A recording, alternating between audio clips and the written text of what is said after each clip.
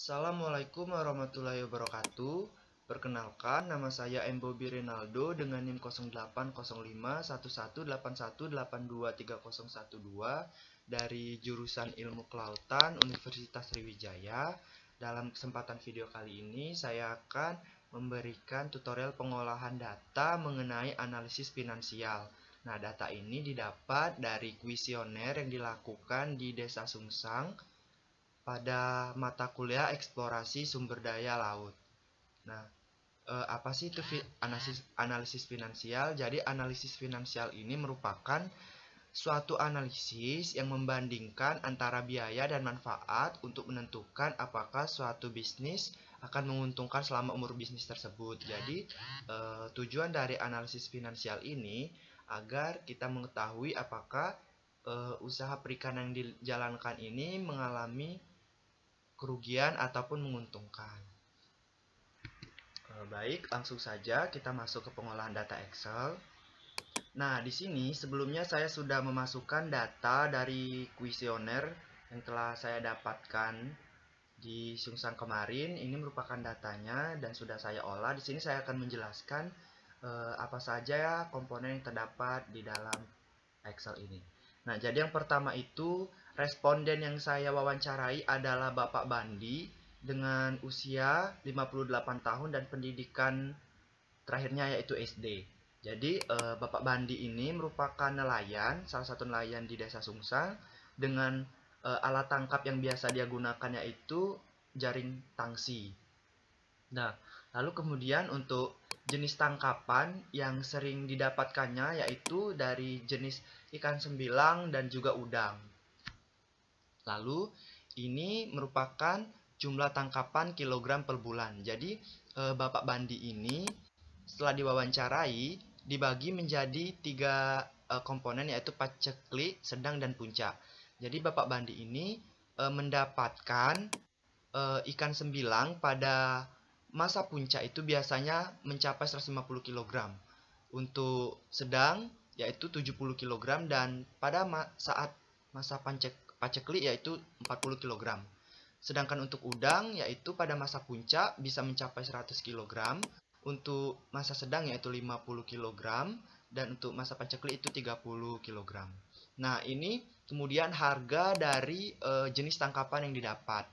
Biasanya untuk ikan sembilang ini pada saat musim puncak dia itu berkisar antara 20.000 harganya, sedangkan pada musim sedang itu 30.000 dan pada musim paceklik dia itu sedikit mahal dengan harga mencapai kurang lebih 50.000. Nah, kemudian untuk udang seperti itu juga, pada musim puncak bisa mencapai 30.000, pada musim sedang 50.000 dan musim paceklik harganya melejit sampai 80.000. Nah, ini selanjutnya total tangkapan dari jenis tangkapannya namun per tahun. Nah, jika ini tadi per bulan, ini hasil total tangkapannya jika dijadikan per tahun. Caranya kita tinggal mengkalikan dari hasil ini dikali dengan 12 bulan atau total 1 tahun. Didapatkanlah untuk ikan sembilang pada musim puncak 1800, musim sedang 840 kg, musim paceklik mencapai 480 kg. Untuk udang yaitu 1200 kg pada musim puncak, 600 kg pada musim sedang dan 360 kg pada musim paceklik. Nah, selanjutnya itu produksi per tahun. Nah, untuk produksi per tahun ini kita dapatkan dengan merata-ratakan dari hasil tangkapan pada musim puncak, sedang maupun paceklik. Nah, setelah dirata-ratakan, maka dapatlah hasilnya seperti ini. Untuk jenis ikan sembilang, produksi per tahunnya mencapai 3.120 kg, sedangkan untuk udang mencapai 2.160 kg. Nah, selanjutnya untuk harga total. Harga total ini didapatkan dengan cara kita membagi atau maksud saya merata-ratakan dari harga di bulan-bulan yang ada, seperti musim puncak, musim sedang, dan musim paceklik dirata-ratakan sehingga harga total yang didapatkan untuk ikan sembilang itu 33.300, sedangkan untuk udang itu 53.300. Nah, selanjutnya setelah kita mendapatkan produksi, kita masuk harga total, kita masuk ke pendapatan. Nah, untuk pendapatan ini kita mendapatkannya dengan cara mengkalikan dari hasil produksi atau total tangkapan kita per tahun ini dikalikan dengan harga total per tahun. Nah, jadi hasilnya kita dapatkan untuk ikan sembilang itu 104 juta, sedangkan untuk udang mencapai 115.200.000. Nah, kemudian trip. Trip ini dilakukan oleh Bapak Bandi, dibagi menjadi harian, bulanan, dan tahunan. Jadi Bapak Bandi ini biasanya melaut itu 5-6 hari jangkanya. Nah, berarti kalau dalam 1 bulan bisa mencapai 4 atau 5 kali. Nah, di sini saya bulatkan menjadi 4. Untuk per tahunnya berarti bisa mencapai 48 kali trip Bapak Bandi ini melaut. Nah, kemudian ini biaya operasional. Nah, biaya operasional ini merupakan biaya yang dikeluarkan oleh Bapak Bandi selama trip melautnya, dibagi menjadi BBM, konsumsi, dan perawatan. Jadi biasanya Bapak Bandi ini sekali melakukan trip menghabiskan biaya untuk BBM itu 5.500.000, dengan konsumsi 5 juta, perawatan itu 1 juta. Nah, perawatan ini maksudnya bisa menjadi dari perawatan cat kapalnya, jaringnya, dan lain-lain, dan perawatan yang dibutuhkan. Nah, baik. Jadi untuk biaya operasional ini sedikit keliru, maksudnya di sini kan per bulan. Jadi untuk trip per bulannya Bapak Bandi ini menghabiskan biaya seperti ini untuk BBM, konsumsi, dan perawatannya. Nah, untuk totalnya sendiri kita dapatkan dengan cara merata-ratakan dari ketiga biaya yang dikeluarkan ini, sehingga didapatkanlah hasilnya 11.500.000. Nah, lanjut lagi ke total biaya per tahun operasional. Jika ini tadi operasional per bulannya, maka ini adalah per tahunnya. Jadi, kita mendapatkannya itu dengan cara dari total yang telah kita rata-ratakan sebelumnya dikali 12. Karena 12 itu merupakan hitungan 1 tahun. Nah, sehingga hasil yang didapatkan 138 juta. Nah, selanjutnya untuk total pendapatan. Jadi total pendapatan ini kita dapatkan dengan cara membagi. Maksud saya menjumlahkan dari pendapatan si Bapak Bandi ini. Kan pendapatannya itu berasal dari ikan sembilang dan udang. Jadi caranya yaitu kita jumlahkan pendapatan dari ikan sembilang dan udang tersebut, dirata-ratakan sehingga dapatnya 219.200. Nah, lalu untuk keuntungan ini, untuk keuntungan didapatkan dengan cara hasil atau total pendapatannya dikurangi dengan total biaya atau operasionalnya per tahun, sehingga hasilnya keuntungannya yaitu 81.200.000. Kemudian untuk bulan tidak melaut ini biasanya didapat Bapak itu pada saat cuaca buruk ataupun saat gelombang tinggi. Nah, baik, selanjutnya kita masuk ke tabel selanjutnya.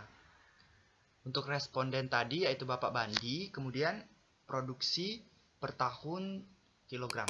Nah, jadi produksi per tahun ini kita dapatkan dengan cara menjumlahkan dari si produksi yang di tabel atas ini. Jadi 3.120 dijumlahkan dengan 2.160 sehingga didapatlah produksi per tahun itu 5.280. Nah, kemudian untuk harga dibagi menjadi maksimum dan minimum dilihat dari tabel harga ini.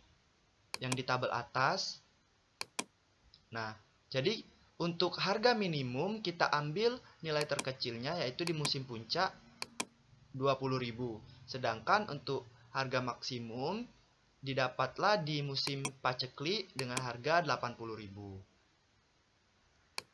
Nah, selanjutnya masuk ke pendapatan. Untuk pendapatan ini kita ambil dari hasil perhitungan sebelumnya. Sama saja yang seperti ini. Nah, total pendapatan yaitu 219.200.000. Nah, kita masukkan ke dalam sini. Lalu untuk total biaya per tahun operasionalnya juga sama. Didapat dari mana? Dari perhitungan sebelumnya, yaitu ini. Total biaya per tahun operasional sebesar 138 juta. Nah, kita masukkan ke dalam kolom ini. Nah, untuk total biaya investasi ini dapat dari mana?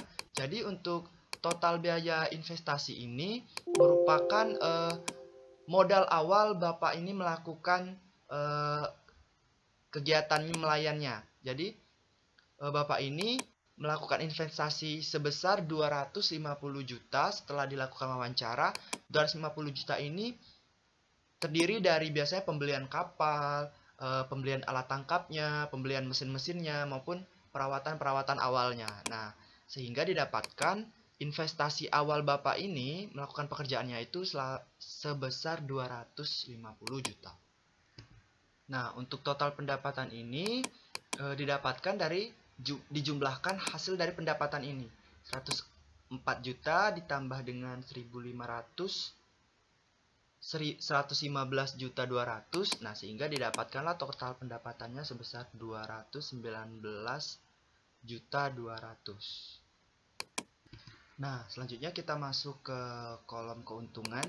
Jadi, kolom keuntungan ini berfungsi untuk bagaimana kita mengetahui apakah usaha yang dilakukan ini mendapatkan keuntungan atau malah sebaliknya kerugian.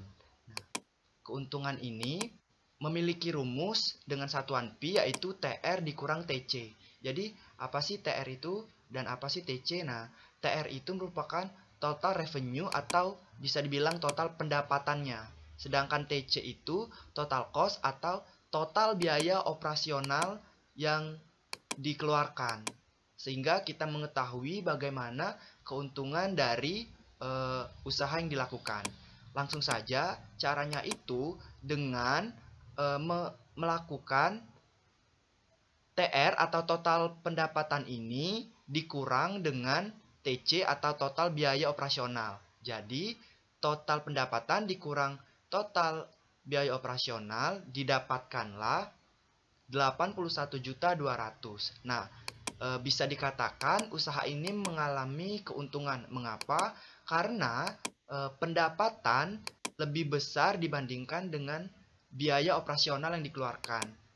Jadi apabila total biaya operasionalnya lebih besar dibandingkan total pendapatan, berarti usaha ini mengalami kerugian.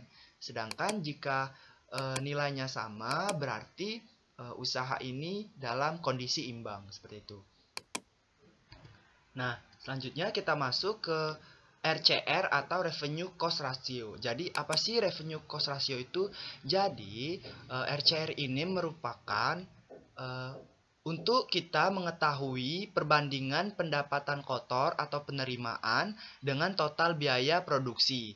Nah, rumus dari RCR ini yaitu pendapatan kotor dibagi dengan total biaya atau TR dibagi dengan TC. Nah, total dari pendapatan ini kita bagikan dengan total biaya operasional.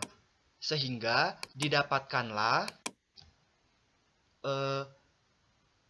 TR dibagi TC ini 1,588405797, kira-kira seperti itu. Nah, jadi dari RCR ini kita bisa menarik kesimpulan. Apabila nilai RCR lebih dari 1, maka usaha tersebut secara ekonomis layak untuk diusahakan karena mengalami keuntungan. Namun sebaliknya, apabila nilai RCR ini di bawah 1, maka usaha ini tidak layak untuk dijalankan karena mengalami kerugian. Seperti itu. Nah, baik, selanjutnya kita masuk ke payback period atau PP. Jadi, payback period ini berfungsi untuk mengetahui jangka waktu yang dibutuhkan dalam pengambilan investasi atau modal usaha dengan risiko baik, risiko besar maupun risiko yang sulit. Nah, jadi payback period ini didapatkan dengan cara kita ini total investasi atau investasi awal ini kita bagikan, kemudian dibagi dengan keuntungan. Nah, saya ulangi. Jadi, rumus dari payback period ini, total investasi awal atau modal awal itu sebesar 250 juta ini kita bagi dengan keuntungan yang didapatkan di sini sebesar 81.200.000, kemudian dikali 12. 12 ini apa? 12 ini merupakan hitungan per tahunnya. Jadi, total investasi dibagi keuntungan dikali 12 sehingga didapatkanlah hasilnya yaitu 36,946. Nah, ini merupakan nilai dari payback periodnya. Nah, baik, kita masuk ke kolom terakhir yaitu ROI. ROI ini adalah return of investment atau ukuran yang digunakan untuk mengevaluasi efisiensi sebuah investasi. Maka ROI ini bernilai positif, dia akan menunjukkan keuntungan, sedangkan bernilai negatif maka dia menunjukkan kerugian. Nah, jadi untuk ROI ini kita dapatkan dengan cara keuntungan yang didapatkan dari sebuah investasi ini dibagi dengan total biaya investasi awal atau modal awal, kemudian dikali 100, sehingga 81.200.000 ini dibagikan dengan 250 juta dikali 100, didapatkanlah nilai ROI sebesar 32,48.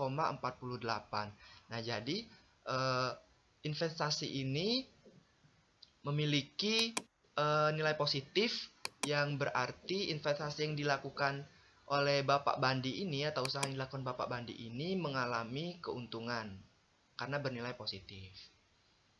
Baik,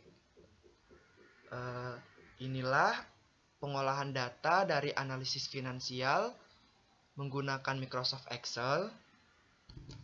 Baik, nah kemudian ini merupakan sedikit dokumentasi dari hasil wawancara yang kami lakukan, yaitu di Desa Sungsang, Desa Nelayan Sungsang, tepatnya pada tanggal 13 Maret 2021. Nah, ini merupakan Bapak Bandi yang kita lakukan wawancara atau kuesioner, sehingga kita dapatkan bagaimana analisis dari finansial dari usaha Bapak ini. Oke. Baik, terima kasih. Mohon maaf atas penjelasannya yang kurang ataupun kesalahan yang saya lakukan selama pengolahan analisis finansial ini. Saya mohon maaf. Saya akhiri, wassalamualaikum warahmatullahi wabarakatuh.